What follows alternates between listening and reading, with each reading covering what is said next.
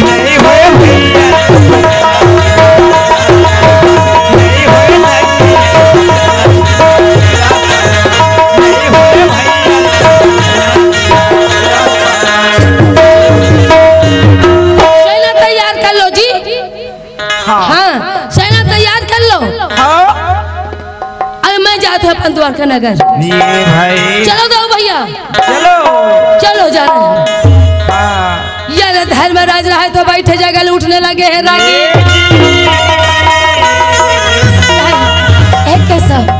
एक कैसा हाँ सुन तो थोक सुन ले क्या बात है।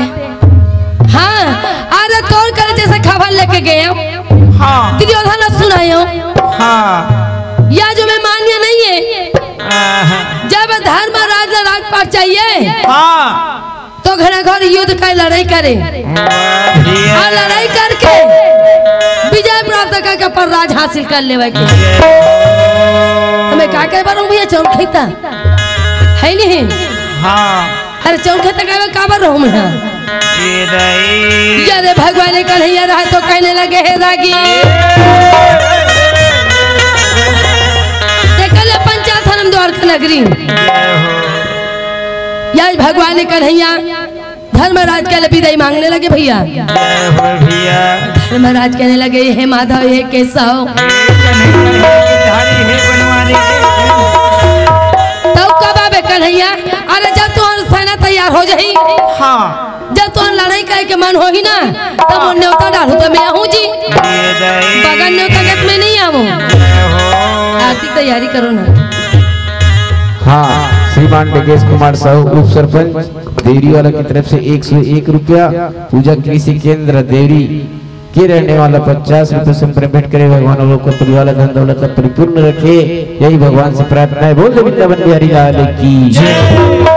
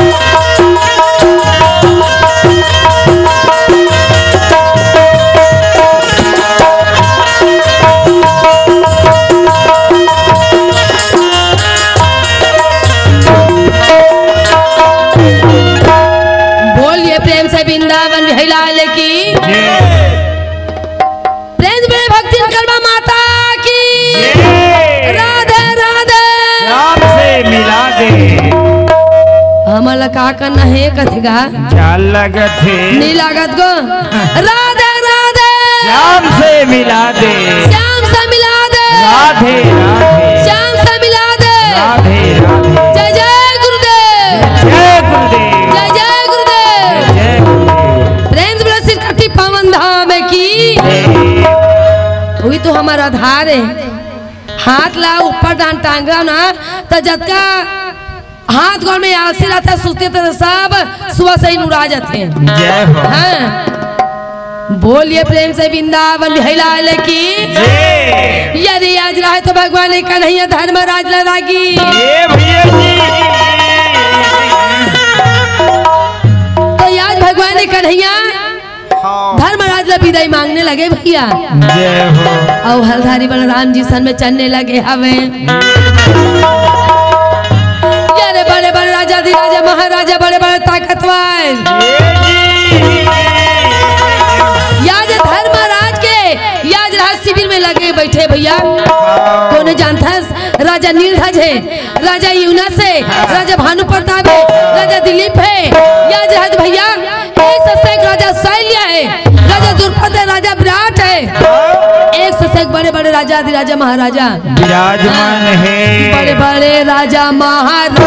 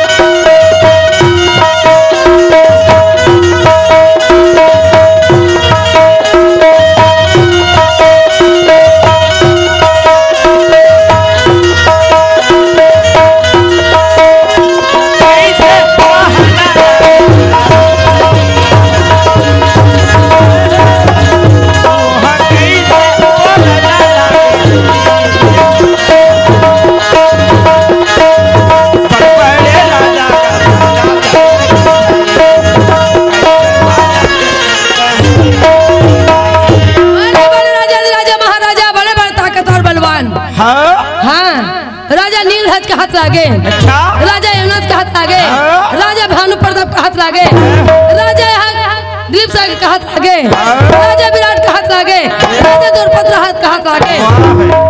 धर्मराज कहे तैयारी करो सेना इकट्ठा, जय हो, करेंगे लड़ाई, जो होगा वो देखा जाएगा। दुर्योधन आसन लगा के बैठे हैं। जब ये आसन लगा के बैठे दुर्योधन सोचने लगे हैं, दिमाग का चक्र भी सही घूमने लगे हैं। हाँ ऐसा दिमाग घुमात घुमात घुमात घुमात हाँ दुर्योधन के नींद पड़ गई। नींद पड़ गई। बैठे बैठे जय हो। बैठे बैठे जब नींद पड़िस ना हाँ। तो दुर्योधन कैसे सपना में जानता कैसे? बड़े बड़े ताकतवर, हाँ बड़े बड़े दांत वाला, हाँ। बड़े बड़े सींग वाला, हाँ। बड़े बड़े आँखी वाला, ऐठी मुरली में छे वाला, मोरे में छे ना भाज नहीं या एक में क्षमता आखे दई हो, अब का एक करिनी बाछी बाची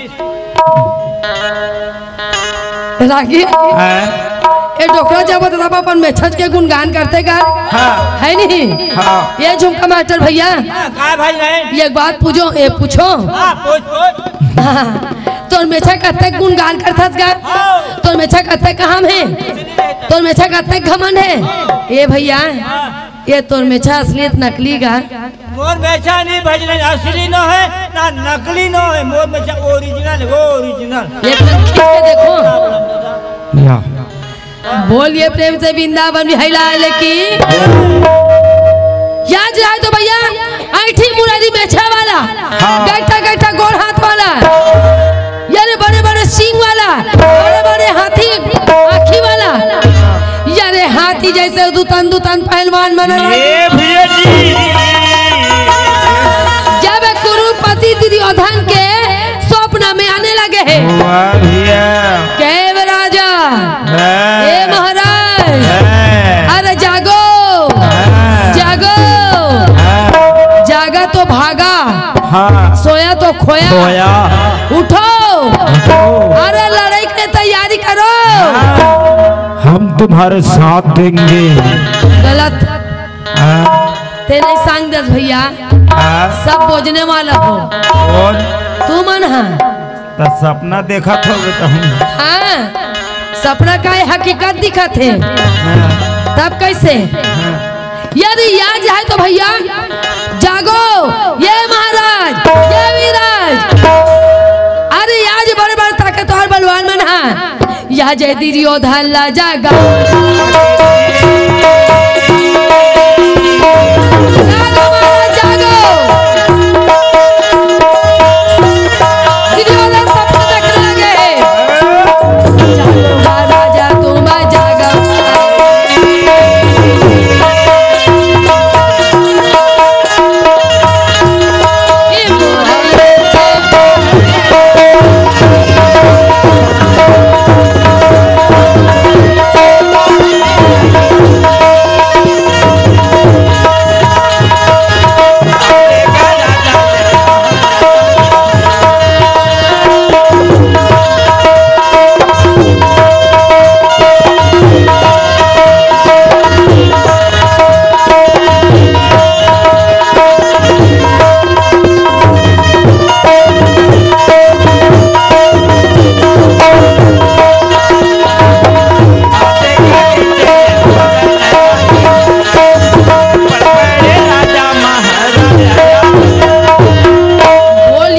वृंदावन विहलाल की, उमापति महादेव की, भक्तिन कर्मा माता की, लड्डू गोपाल भगवान की, द्वारकाधीश कन्हैया की, राज की आनंद की, शांति समाज की।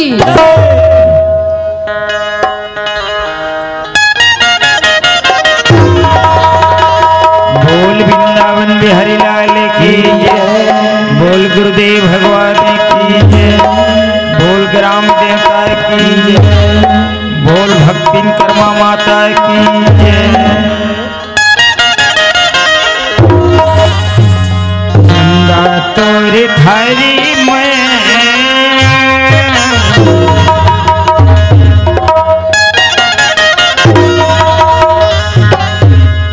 चंदा तोरे थारी में सूरज भैर बरते, तोरे थारी में सूरज भैर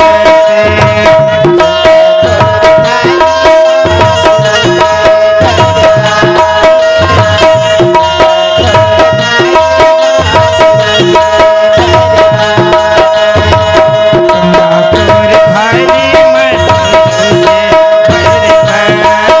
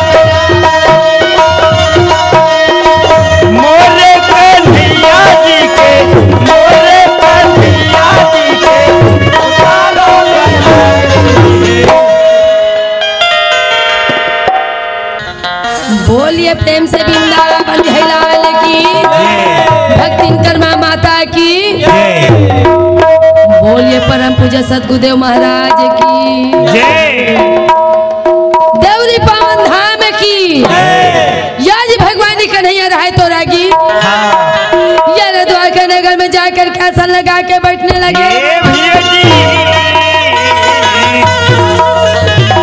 बड़े बड़े राजा राजा महाराजा हाँ या धर्मराज संग देखती हाँ तैयार होने लगे हैं वाह भे या जे कुरुपति दुर्योधन की संग में हाँ बड़े बड़े आज दानव राक्षस मन दुर्योधन के स्वप्न में सपना चले में आवत है फागुन मस्त महीना रे संगी औरत है रहे आगे आगे राधा भाई और पीछे में नंद हो रही है झंझर राधा हो बे लाले अरे अरे झंझर राधा हो बे ए चाल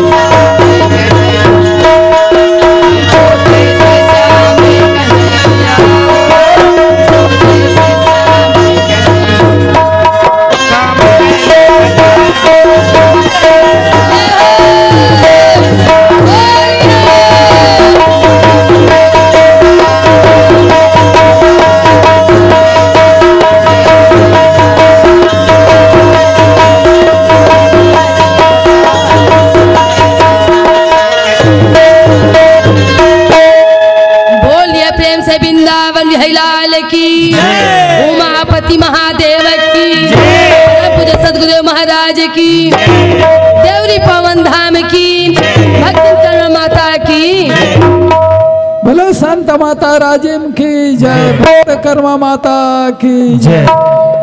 बड़ा हर्ष और आनंद की बात है कि हमार जम्मू गांव देवरी में आज राजिम जयंती वार्षिक उत्सव मनाएं और सुंदर एक पहले हमारा रामायण भी रखें और ये दूसरा प्रोग्राम पंडवानी के प्रोग्राम ही से और ये सुंदर हमारे बहनी हाँ हमारे दीदी हाँ अपन बहुमूल्य समय ला निकाल करके हमार मन के निमंत्रण स्वीकार करिस और ये निमंत्रण स्वीकार करके आज हमारे देवरी में आइस और हमारे देवरी ये पावन भूयाल सुंदर पवित्र कर दिस का बार अतिथि देवो भैवा अतिथि बन के इस ओकर लिए बहुत बहुत धन्यवाद है।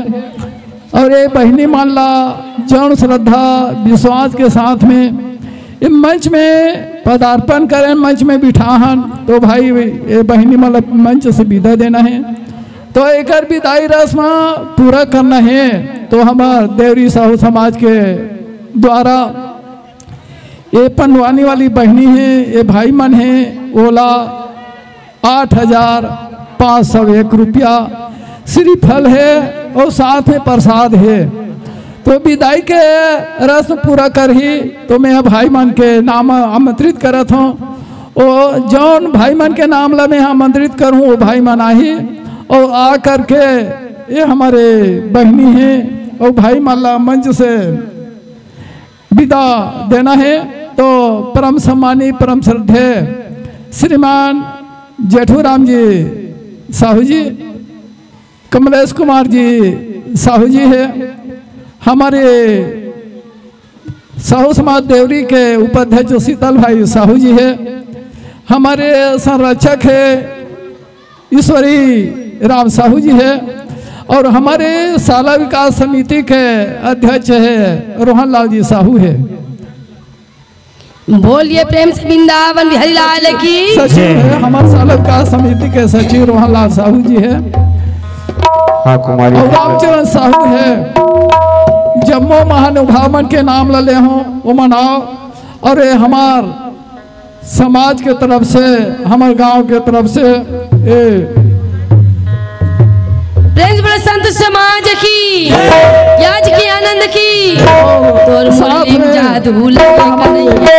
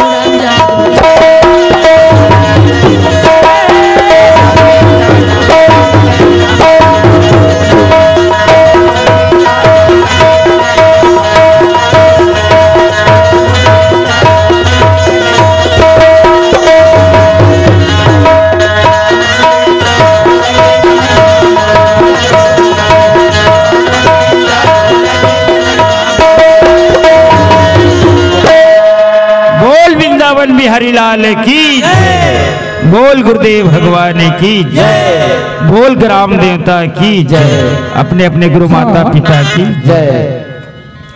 और हमारे हाँ कुमारी साहू देवरी के रहने वाला साहू भेंट करे भगवान लोग को परिवार धंधा तुलसीबाई साहू भी भगवान से प्रार्थना बोल रविंद्र और विदाई रस्म में सहयोग दें।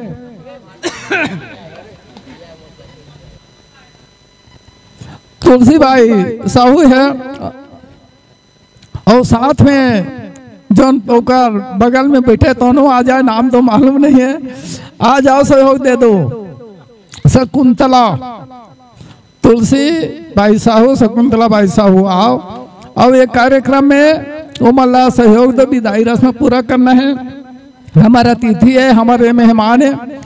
और ये बहनी से हमारी ही निवेदन करथन जौन भी हमारा सुंदर श्रद्धा विश्वास के साथ बहनी माला मंच में बिठा रहे वही श्रद्धा विश्वास के साथ बहनी माला मंच से विदा देवथन।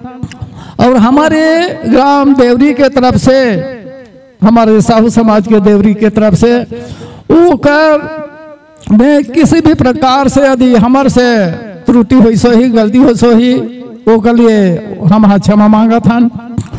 और वो बहनी सुंदर अपन मधुर वाणी से आज महाभारत की कथा सुनाई, ऐसे सुंदर कथा सुने भाव विभोर कर दिस, मल हर्षित और आनंदित कर दिस। तो ऐसे बहनी के ऊपर कला दिन दुनी राज चौगुनी बढ़ते रहे और माँ राजिम उकर मनोकामना पूर्ण करते रहे।